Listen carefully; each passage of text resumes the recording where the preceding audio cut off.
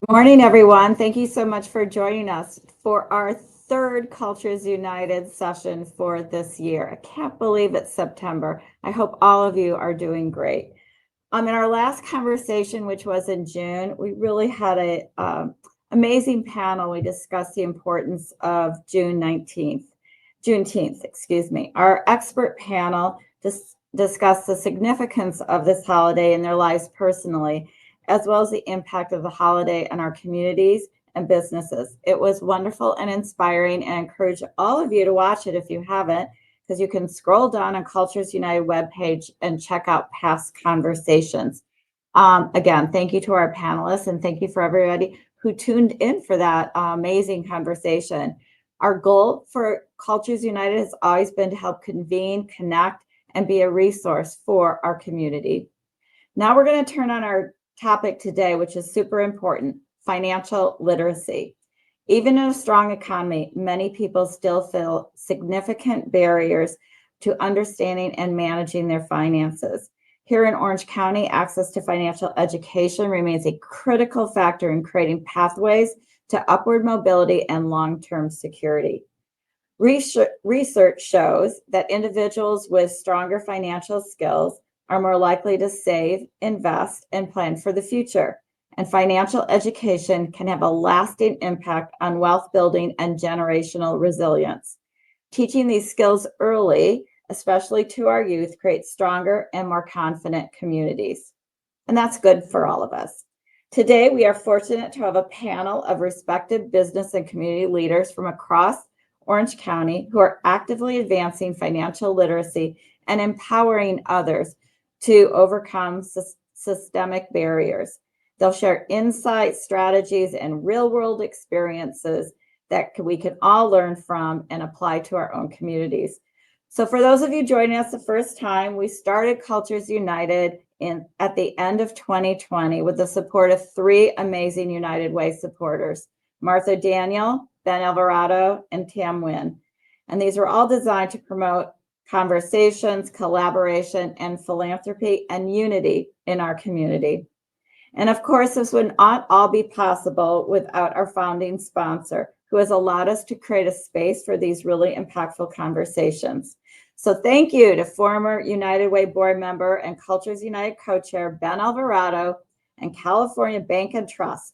Now let's watch a message from California Bank and Trust. Since 1952, California Bank and Trust has helped communities across the state grow and prosper. Our sponsorships are local investments in lives and businesses in the neighborhoods we serve. We further strengthen our communities through our impactful employee volunteerism. And with our small business diversity banking program, we make capital accessible to underrepresented businesses. Join us in making a difference. At California Bank and Trust, we champion the people and businesses building California. Together, let's build a brighter tomorrow. A huge thank you to all of our friends at California Bank and Trust. We so appreciate your support. So today's conversation will be led by Sanjay Sinha, Senior Vice President, Relationship Manager, Commercial Banking, California Bank and Trust. We are excited to hear this discussion he will be leading today with our panelists.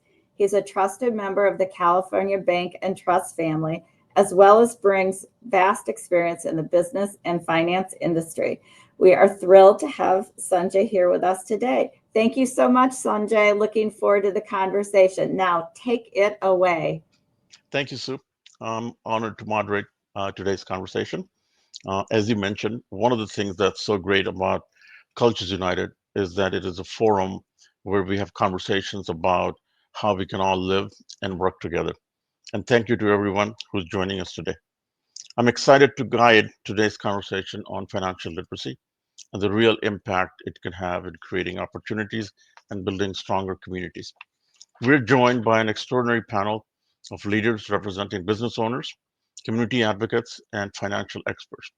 Over the next 40 minutes, we'll hear their insights on the challenges diverse communities face, the strategies we see working to help overcome them, and how financial education, especially for youth, can set the stage for long-term success. This is a conversation full of practical ideas, inspiring stories, and actionable advice. So let's get started and hear directly from our panelists.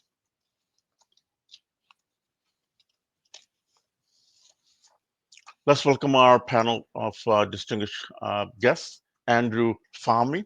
He is Executive Director, United for Financial Security, Orange County United Way. Welcome, Andrew. Thanks, Sanjay. Excited to be here. Lynn Nguyen. She's President, Advanced Beauty College. Welcome, Lynn. Thank you, Sanjay. It's great to be here. And finally, Angela Dailey. She's CEO, WISE, which stands for Women Investing in Security and Education. Welcome, Angela. Thanks, Sanjay. Happy to be here. Excited to be here. So let's get started. This question goes to all three of you. Share a little bit about yourself, about your organization, and your interest and your passion for financial literacy. All right, I'll jump in. Hi, everybody. My name is Andrew Fahmy. I work here at Orange County United Way, where I oversee our United for Financial Security initiative. Within the initiative, we oversee three core programs, including OC Free Tax Prep, where we do exactly what the name says. We do taxes for people for free. We make sure the community is educated on the tax credits that are available to them. We also do Upskill OC, which is our workforce development program, helping people in Orange County find meaningful employment so that they live and are able to afford to live here in Orange County. And finally, our Spark Point OC program, which is our financial wellness program, focused on helping families here in Orange County understand how to better and more effectively maintain their budgets. I'll pass. Lynn, you want to go next? Sure. Yeah. My name is Linh Nguyen, and I am the president of Advanced Beauty College, where we teach students in the areas of cosmetology, esthetician, and manicuring. I'm very passionate about financial literacy because, my school is located in Little Saigon, which is in Garden Grove, and my students are mostly comprised of women, and many of those women are immigrant women who have just recently come to the United States. And I feel it's important for them to understand financial literacy because coming to a new country, there's just a huge learning curve, and they have to understand the opportunities that are available, the important steps that they need to take in order to help navigate having a new career and possibly becoming business owners. So they can make just better informed decisions along the way. So for me, having a skill set along with financial literacy, it just becomes being able to be financially independent, which I think is the goal. Absolutely. And Angela?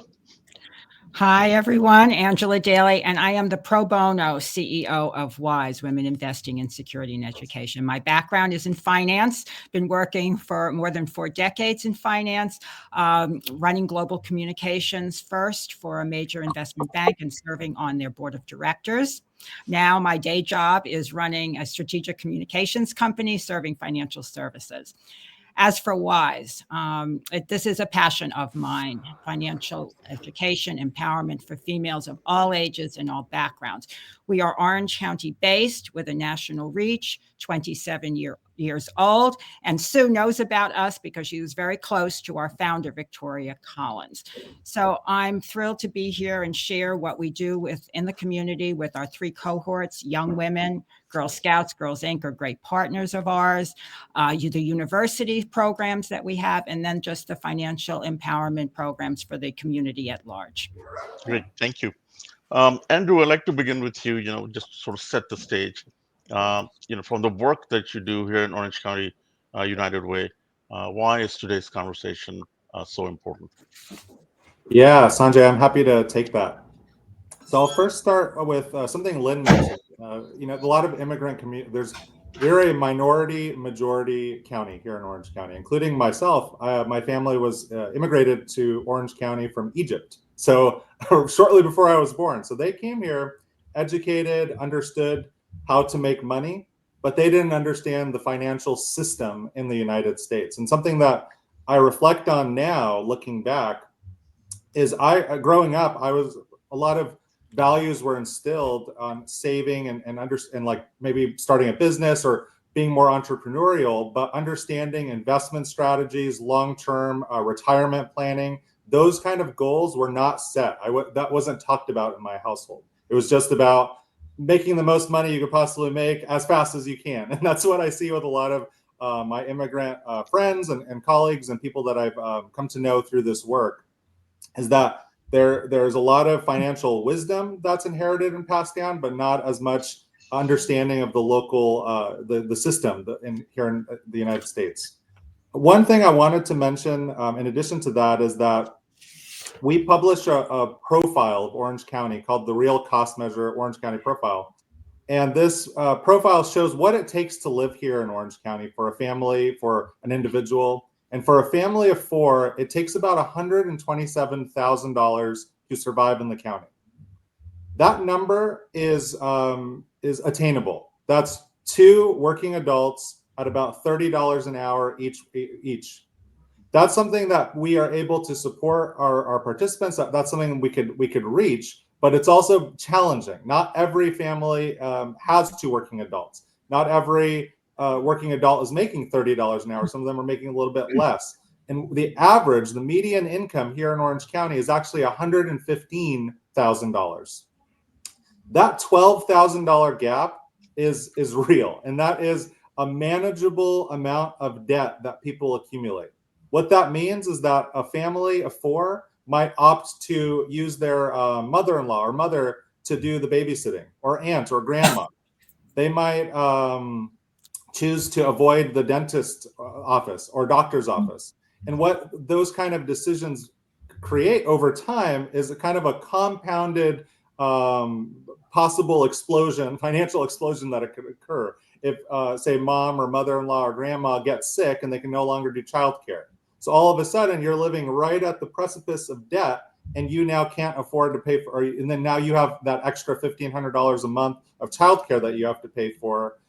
That's a very realistic scenario that happens to so many of our families who end up succumbing to this debt and then moving out of the county or moving to a different state to try to find a place where they could survive. So if we don't start getting hurricanes and a lot more weather issues here in Orange County, where our housing costs are probably not going to go down. The cost of living here in Orange County is probably not going to go down. So things like financial literacy, helping people effectively budget, are more needed than ever, and we're committed to doing that.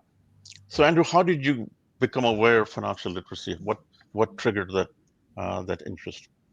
Yeah, for sure. I mean, like I said, I shared earlier, I grew up in a household that was pretty entrepreneurial, that focused on finances, that focused on business and trying to make money. And that was always in my mind. That's something I thought about throughout my high school life, throughout my college career. I was always trying to figure out how to make more of it. So finances, investment strategies, that was always second nature. And that was always something I was interested in. Understanding the broader goals and the more conservative long-term investment strategies for retirement was the part that I had no idea about until I got my first job with a 401k. So that's something that's always interested me. And then again, reflecting and thinking about those gaps that I got started a little late with retirement saving.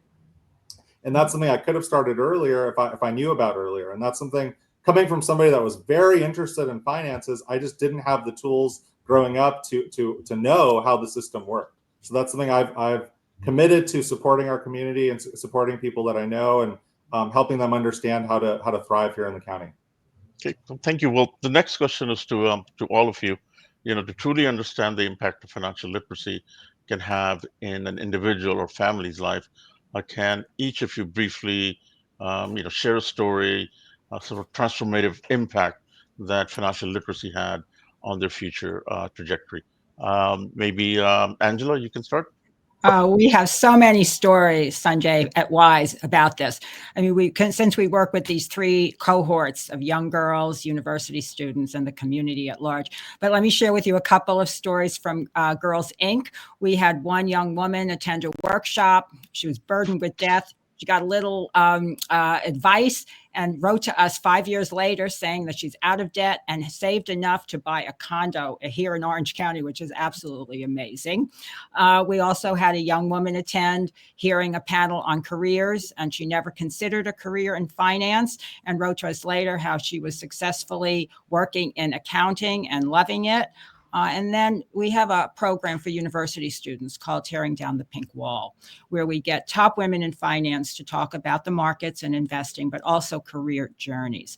So if you can imagine a young woman hearing a career journey from the top echelons and following our motto, she can be what she can see, because you have to make some money in order to be empowered and get financially secure. So that's all. What we're doing is the inspiration part. Our last event at UC Irvine had over 200 attending, and it was just inspirational for all of us to see these beautiful, bright, ambitious faces just so engaged. And they were so engaged, they wouldn't let our panelists leave. So that's the inspiration that we try to portray and get these girls excited. No, thank you for sharing that. Lynn, you want to go next? Sure. So when my mom and dad came to America in 1975, and my mom was working in the beauty salon, she actually got financial advice from the clients that she had that was in her chair. And they were helping to show her how to use a checkbook, balance the checkbooks, put money into interest savings, and how to make additional payments on the house so that she can pay off the house, quickly. But she slowly started to learn, more and more. And I remember when I started using a credit card, when I first received my credit card in college, just for getting a free t-shirt, basically, I remember her yelling at me and telling me how I shouldn't use it. It's dangerous. It's, and she just didn't understand what it was about. But I let her know, as long as I make the payments and I'm responsible with it, then there was really nothing to worry about.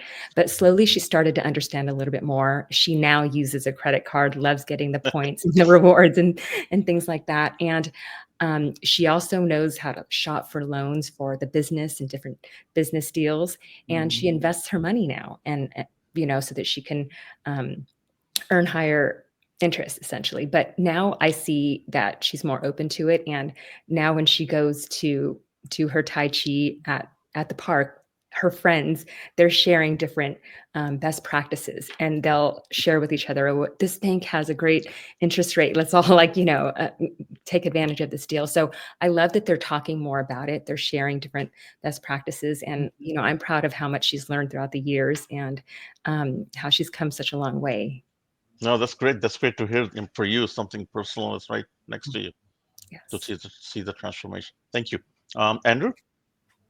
Yeah, thanks, Sanjay. And Lynn, I love that story and just community sharing. And so many of our participants, specifically in our SparkPoint program, come to us in their mid-20s, early 30s, and they opened up a credit card when they were 18 years old at Macy's because they were told that they would have a 10% discount if they, and then it gets into debt, and then they're paying minimum payments, and they're not going to pay it off over time. So that's a trap that so many of us fall into. Including a lot of our participants. But one quick story, this one's actually with tax prep. I like to talk about this program because not everybody finds tax preparation romantic, but I think it's just one of our most impactful programs where we could see such great results in real time, including a participant who decided to actually volunteer. She saw the program at her church being operated, and she wanted to give back to the community. She's a single mom living with her family, had never filed her taxes before, wasn't claimed as a dependent by her parents. And as she was volunteering, she was the greeter at the site. The volunteers were like, oh, have you done your taxes? And she ended up filing several years in the past, and she got a check for $20,000 from the IRS in back pay for tax credits that she qualified for.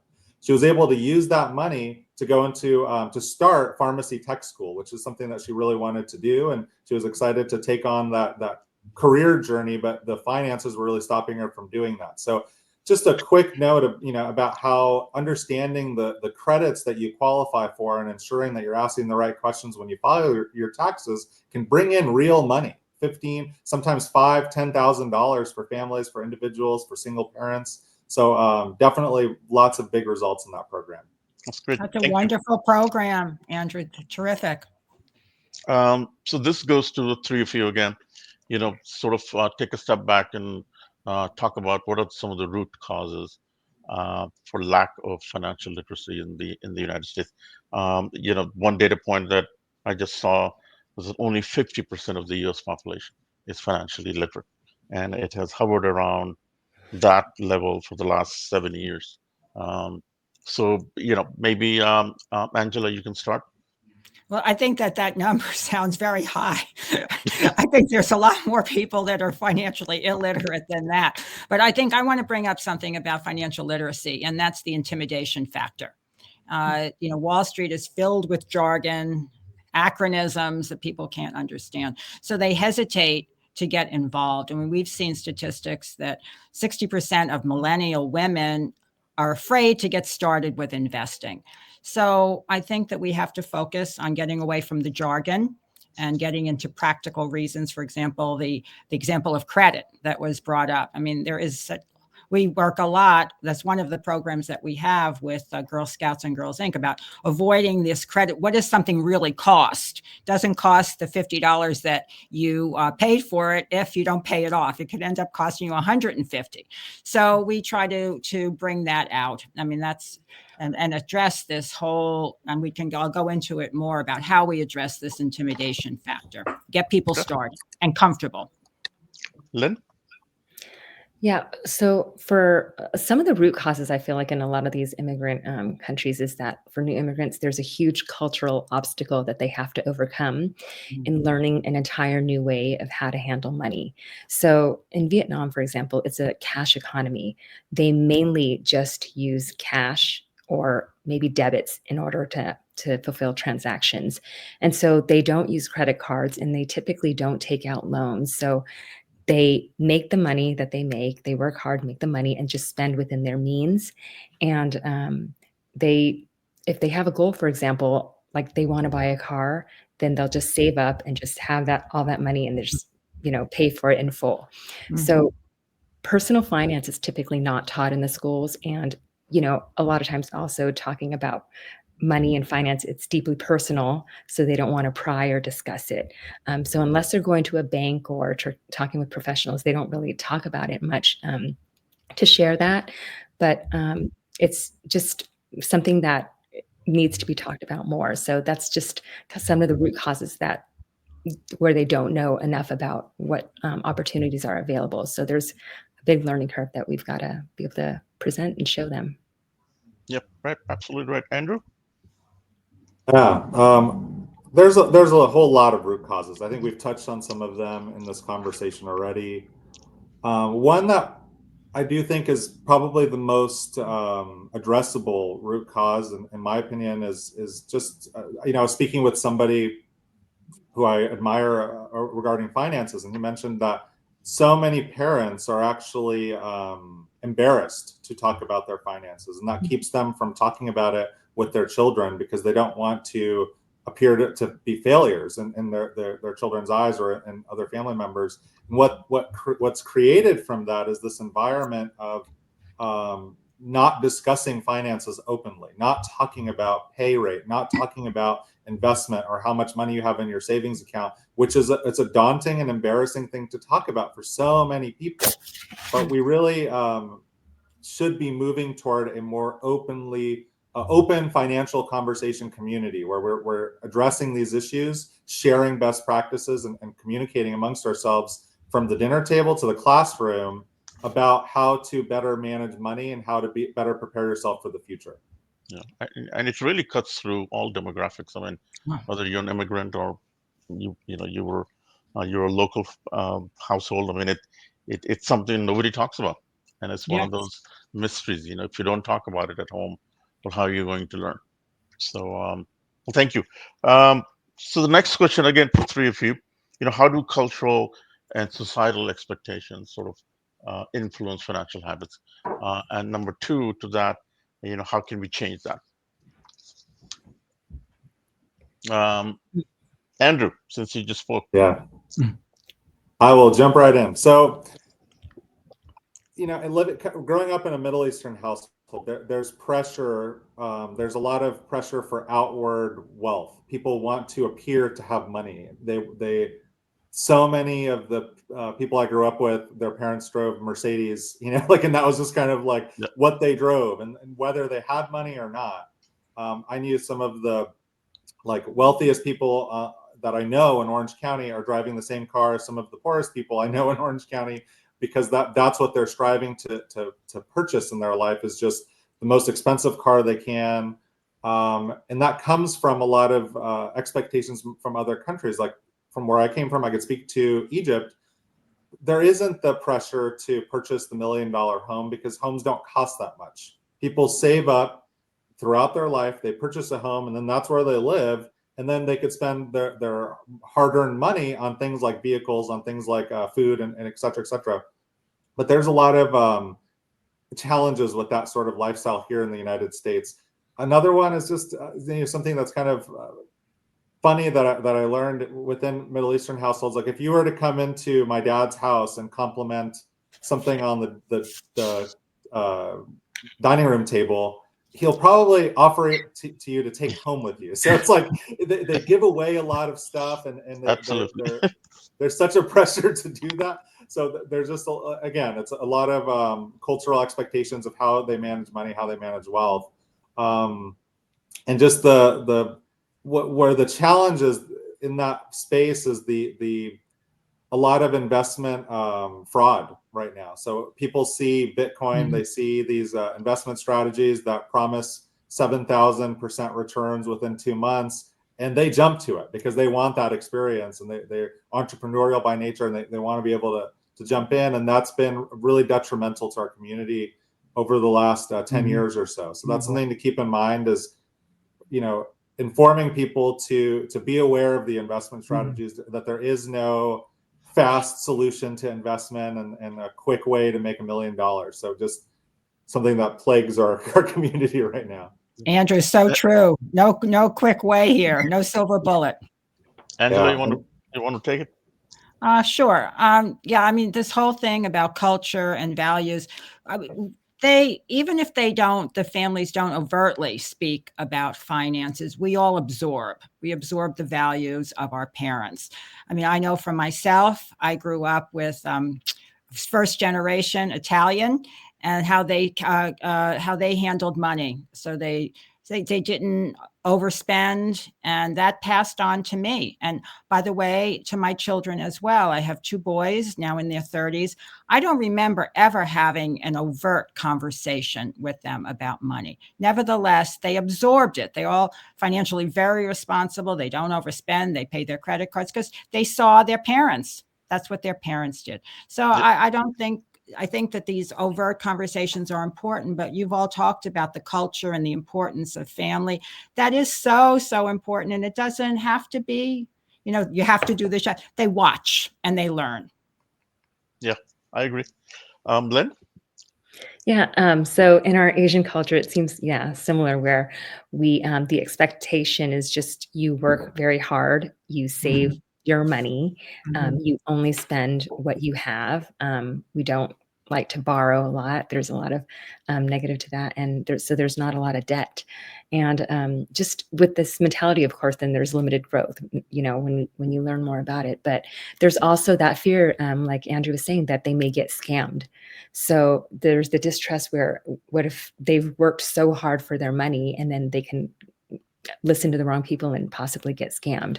So one of the ways that, was a great way for us to address it was, again, at my beauty school, there's many new immigrants that don't know who they can trust, but it was great where we worked with the OC United Way. They came in and presented their tax prep outreach. And so we were able to let them know of the different programs that are out there that are free, and that helps the students with their tax returns and how they can possibly get the money back. And just knowing that it's coming from someone like a trusted organization, then where they can truly listen to the advice and feel safe about it, then I think that was just a wonderful way to be able to let them know that there's different programs out there that's available for them. So education seems to be the key, right, to financial literacy. That's such a good point, Lynn, about trustworthy and getting information from trusted sources. I know there's so much going on TikTok, all these so-called financial influencers don't know what they're talking about, and people listen and believe. So the next question is, again, to the 3 of you. What are some of the promising solutions that you're seeing Andrew? Yeah, I'll start with stuff we're doing. I mean, we have Spark Point that we operate, and that's a financial wellness program. And I want to just take a second to explain that piece. Is financial literacy is important. We want to make sure people understand how money works, how it works in this country, how it works for your future. But we also recognize that that's just one piece of the puzzle. Knowing how to manage money is one thing. Actually practicing strong, responsible care, like budgeting, is another. Yeah. So we offer our program through a bunch of very talented financial case managers who walk our participants through 12 months of financial coaching. And really the idea there is to hold our participants accountable. They know what their goals are. They want to improve their credit score. They want to increase their savings. We all know to a certain degree how to manage money properly, but it's another thing to actually have somebody who's asking you monthly, hey, did you fulfill these goals this month? Did you pay down this credit card like you said you would? Did you? And they start, like getting them to start taking on those tasks and changing their mindset. We think it takes about 3 to 6 months of monthly case management, checking in regularly before somebody's behavior actually starts to change. So that's the hard part with financial wellness, is this long-term investment, working with the community, working with an individual to build trust so that you can become their coach and hold them accountable to proper financial practice, which is something we do, and we do it well. And we're excited to serve about 400 or 500 people a year, each year, in managing their finances and seeing those incredible outcomes year after year. Do you follow up with them by any chance, like after they have completed the program? Like for long-term outcomes? Yeah. We do a little bit of follow-up, not as much, not as far as like a few years down the line, but 6 months or so. Yeah. So you're going to say something else, right, Andrew? I have a bunch of other ones, but I'll pass to the other. I'll see if there's more time. Okay. All right. Angela. Well, we look at it as a journey. So we do work with young girls. We have a program at WISE called Getting Wise with Your Money. And we do talk about budgeting, saving, bad credit. We also have a very fun program that starts really young, like 6 and 7 year old, which we call How Much Does It Cost to Raise a Pet? And they come and they pick a pet, they spin a wheel, they see how much money and can they really afford this pet. It really, the kids get excited about this, and they really start understanding how money is used and how you have to think through before you take action with adopting a pet. So we can't keep up with the demand for that program. And I did hear something I thought was really interesting recently in a discussion that was put on by JP Morgan. And it was with Melanie Hobson, who's a big name in finance, who's written a children's book. And she said how she learned about money was that her parents would give her the money when they went to the supermarket. They had to pay, and they had to see what it cost. And also when the check came at a restaurant, they had to see what it was. And I thought that was really a very interesting way to teach children what money really means. Because I remember my young son going to a bank at 7 years old and seeing the whole bank.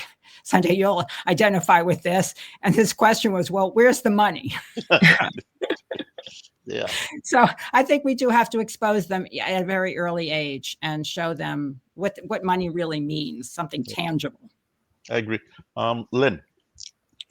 Yeah, so I think some of the most promising solutions that I'm currently seeing is that many of the services, professional services, are now offered in language. So, for example, people, my mom's generation, or again, the new immigrants when they're coming, these bankers now speak their language and they understand them, their needs financially, but also culturally. They know that the hurdles that they have to get through in order to talk to them about what's important financially and how to help them. So I feel like that's a great way to earn their trust and address their concerns. And also, as I was talking about this with my kids yesterday, my son mentioned how starting next year, one of the prerequisites to graduate high school is that they have to take a personal finance class in order to graduate. So my daughter, that's now a sophomore, she will have to take a personal finance class, and they're adding that into the curriculum. And I think that's a wonderful thing because before that, my older kids, they didn't need to learn that.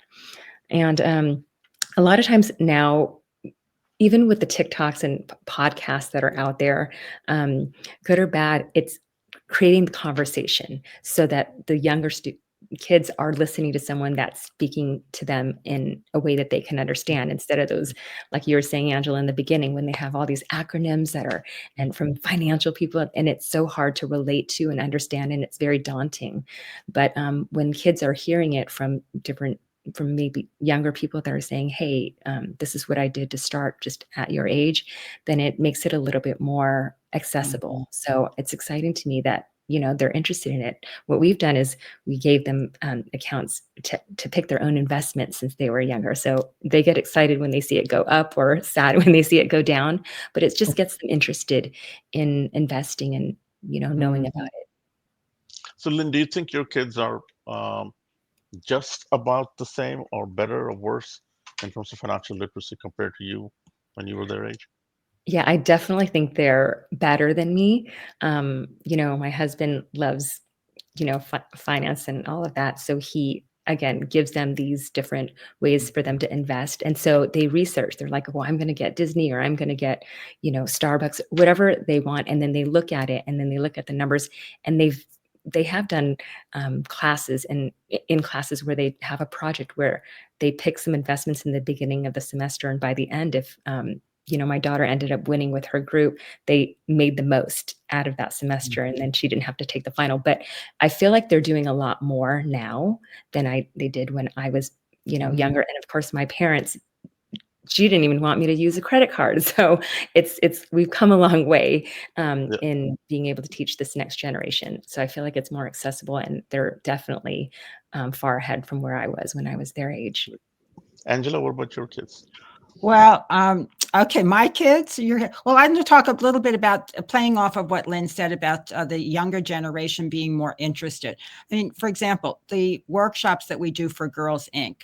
Now, you would be surprised at the appetite they have there, the engagement that they have when we talk about finances, even interested in retirement savings. These are high school girls. And if you can imagine, we were requested to do a workshop on taxes, and over 50 girls showed up. And I was like, why were they interested in taxes?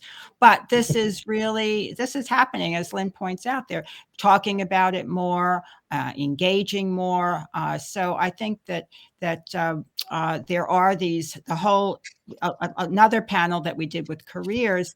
They asked, it was at Girls Inc. again, these were high school students, and they asked the panelists, what are you most proud of? And two of the women said, we're most proud of the financial security that we have built for our family. And I thought that was a great answer. And the young girls all responded. They were all shaking their heads and nodding and asking questions. So I think that there's a lot better. We're moving in the right direction. There's a long way to go. Okay. Andrew, I just wanted to get, I know we're running out of time here, but in terms of community education, is there any effort to do that within the community that you were talking about, so they don't fall victims to these scams? Yeah, I mean, Lynn mentioned that the state of California, we've been working hard on our end to push policy to get financial education within the high schools, and we finally got it. We're one of the last states in the U.S., but it was a hard push. But the state of California heard the message, and they pushed that. I think 26-27 school year will be the first year that high school students have to take on financial literacy. There's also a number of other efforts across our county and across our state that are focused on financial wellness, financial literacy. But yeah, that's a lot of work going into that. Great. So we're wrapping up this part of the program, and we have some questions from the audience, and so this goes to all of you. What are some of the ways parents, educators, and community organizations can work together to help instill confidence and smart money habits in our community? Who wants to go first? I'll go first. I mean, what you're doing right here, this is it. Communicating, getting together, talking about this, learning from each other. So I think that just this open conversation is the biggest step we can make. Okay. Lynn? Yeah, I agree. And again, getting out into the community. So a lot of times, like when we talk about in the immigrant community, they're not out, and so they're not anywhere where they're listening and knowing there's opportunities. So I love having Orange County United Way come in to do a quick talk to them about the different opportunities that they have and resources that are there. So just having the conversation and going into different communities to let them know the resources that are available. Andrew? Yeah, I think we all kind of feel it. There's a movement happening right now for broader community education around financial literacy. It's probably started just because of like the Robin Hoods and the Bitcoin, all these big investment like big booms that people are seeing. So younger crowds have gotten interested. So we should be taking advantage of that and helping propel the message as well. But at the bottom line is just simple conversations like this at the dinner table, in your schools, in after school programs, wherever the conversation is appropriate. I think having it, financial literacy, is important. Next question, again, to all three of you. What's the best way we can educate younger people, like K through 12, about financial literacy? I can talk to that a bit. I know my kids, they started playing a lot of the games online that were really fun to them, but they were secretly learning how to build a business. So they would buy a business, hire the workers, put the money in, have to pay them. So there's a lot of games that are now so fun for them that they're secretly learning, how to run a business and financial literacy. So we have to make it fun and exciting for the students and want to learn. If they're on their iPads playing games, then let's make games that make it fun for students to want to learn. Yep. And I'll jump in just with the apps. We work with a group called the Singleton Foundation. They have an app that they've developed called Venture Valley, where kids can learn how to be entrepreneurs. They basically just set up, it's like a Farmville for business, and they understand, if you play it, you see all the different financial terminology, and you have to invest and do blah blah blah. And it's just a cool game. There's also apps like Kachinga, where you could support, where a parent can create a budget for their child, and then their kid could send them invoices if they take out the trash. Or so you start getting this conversation happening organically in the household through technology and through what resonates with children, which is apps and phones and games. Yep. Angela? Well, I think exposing them to the concepts like we do with the young girls at Girl Scouts and Girls Inc., just to get them started with thinking about savings and budgeting and the importance. And also that you bring up the point, make it fun. I mean, and WISE, one of the great things that we did this year was we had a pro bono new branding where we took our old logo, which was very corporate looking, and made it a lot of fun. I mean, we've made some tote bags. We can't keep them in stock. And we love this because we hope that what happens is they see this logo and they say, well, what is that? What is WISE? And so I think that the conversation, making it fun, exposing them, starting them on a journey, planting the seeds. Next question, maybe Lynn, you can start. How can we support financial literacy for first generation college freshmen? Yeah, I have my oldest daughter who went to college, and it's a huge learning curve that first year. She's like paying rent and figuring out food and, going out and eating because that's very expensive. So again, as she now has a credit card, because now that they're of legal age, they get that credit card with that free T-shirt or whatever they're giving out, and we just have to have more conversations with them. So we talk about with her a lot about like, okay, what does that look like? Are you paying it off? Are you being responsible? So it's just constantly having that conversation. She says she talks with her friends about it as well, because now it's being adulting where they're understanding how they're needing to use money and being on their own. So it's conversations again that continually have to happen. And I love that Angela has all these programs she is part of Girls Inc. as well. Yeah, Angela, please. Well, yeah, I mean, I think that we have to have these conversations. I mean, we go into schools, and I was saying to Lynn that we've been at Cal State Fullerton, and we talk to we all have a panel. And again, we talk about investing, getting started with investing, but also how to navigate careers. So how to make money and how to excel and move ahead in the boardroom. And as I said, again, I mean, you should see the questions. I mean, all the hands go up. They are very engaged and they want to hear about these topics, which I think is absolutely wonderful. I mean, the appetite is there. We just have to reach more people. Yep. And Andrew? Yeah, I agree with Angela. The appetite is there. We've spoken with a lot of our community colleges here in the county, and there's a big push to get financial literacy, to get financial coaches on site, on campus, to help students manage their finances. Mm-hmm. There are so many students, particularly in the community college system, that are struggling to make ends meet, that are living in their cars and going to college because they see that as their opportunity to break the cycle of poverty. So it's our responsibility as a community to wrap around people that are trying to better their life and move their family in the right direction, to instill those financial knowledge and hope for the future, so that they can get past it and get to a point where our community is thriving and our economy is thriving. Yep. So next question, Angela, maybe you can start. How do you advise your clients to navigate crisis with financial literacy in mind? Well, I Yeah, think. so, Lynn, I'm Angela. sorry.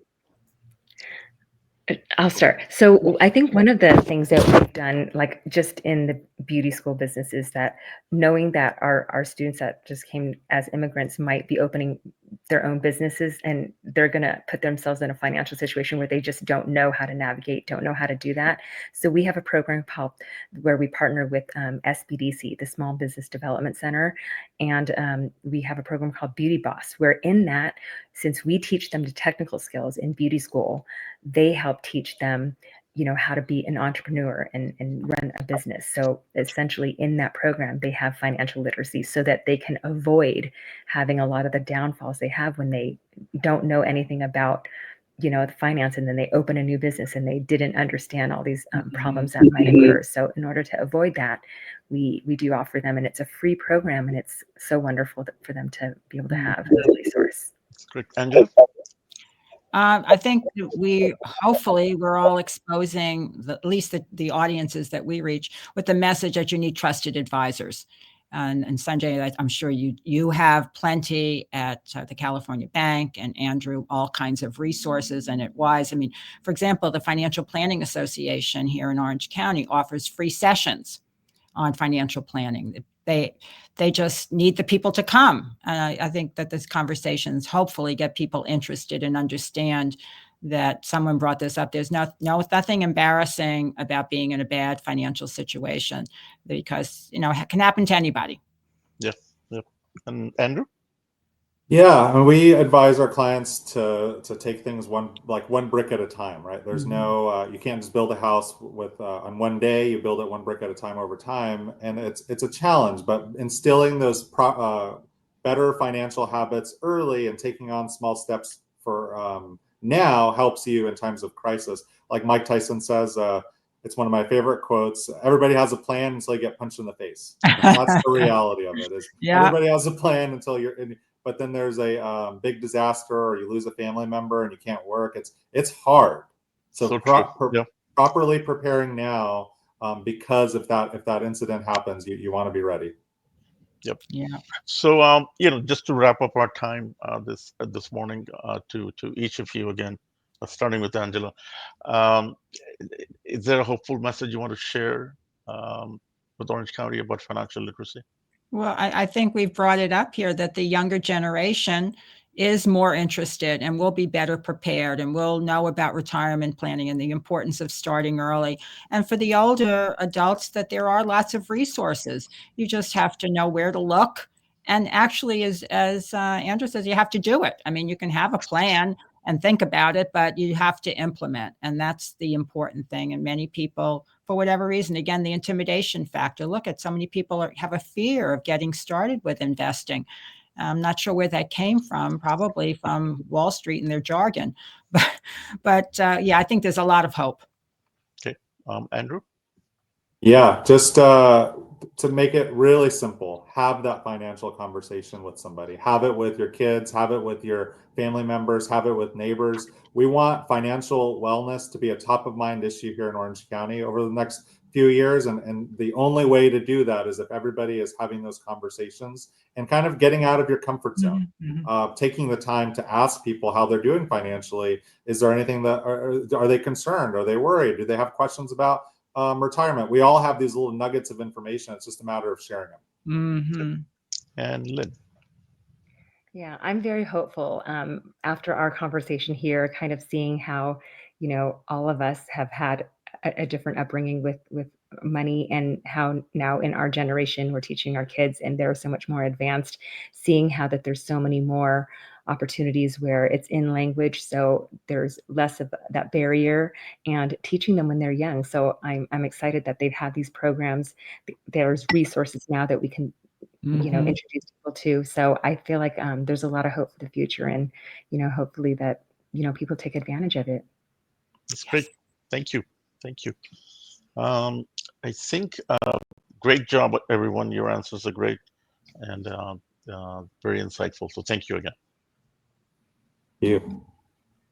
Thank you. We had a great moderator, Sanjay. Thank you. I think Sue is going to be coming on board.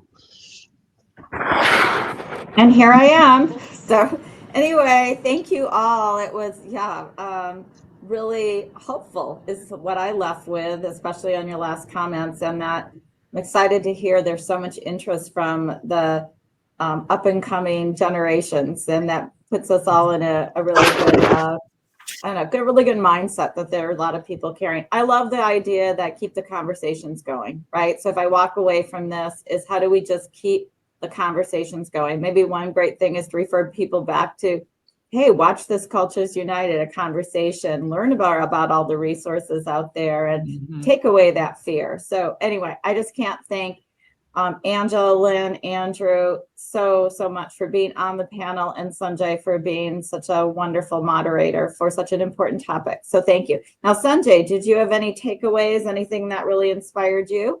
Yeah, I always sort of look at what's going on at the ground level. So when I hear from Angela, Andrew, and Lynn, that's what's going on at the ground level. People are committed to something that's important and are doing something about it. So that's inspirational. Wow. And I know that you and California Bank and Trust, this is really important to you as a business, but you can tell from you personally. So again, thank you for taking your time to do this today. And once again, a huge shout out to Lynn and Angela and Andrew for their expertise. As I think Andrew shared, and Andrew is our executive director for United for Financial Security here at Orange County United Way. This is one of our main pillars. And we are so excited that financial literacy or financial education on personal finances is going to be taught in schools in the next year or so. It's going to start. It's something that we advocated for, and it's lovely to see that come to fruition. But there's a lot of work to be done between now and then, not only for our younger population, but as you heard from Andrew, for a family of 4 to live here in Orange County, it's $127,000 without any other support. And that takes a lot of times every dime of income to make that work. And that doesn't leave anything for the safety net. So there's more that we can do together to bring these conversations to life and help people when they fall, because they'll fall, and we can just help them for a bit. We can get them back on the road with wonderful experts out in the community. So anyway, if you want to learn more about our work, please go to our website or contact Andrew. Again, thank you. Sanjay, any last words from you? Thank you. And then, keep having the conversation about financial literacy at any level and with anybody that you have access to. Well, we appreciate you being here. We've had other members of the California Bank and Trust team moderate other conversations. Anyone want to be interested in seeing what we've talked about? You can go back on our website and check out any of the past conversations. This one will be there. We'd love for you to share it. Share it with your friends and family. It might get that conversation started. So all of that being said, we will have one more Cultures United session this year. Please stay tuned for that. In the meantime, stay kind to one another. We're going to be launching a big new strategic plan, and it's going to feature 4 million moments of impact. These moments of impact, like today, make a difference, and we want everybody in Orange County to take part. So again, thank you all for being here. Thank you all for being part of our world. And again, take care and be kind. Thank you. Bye.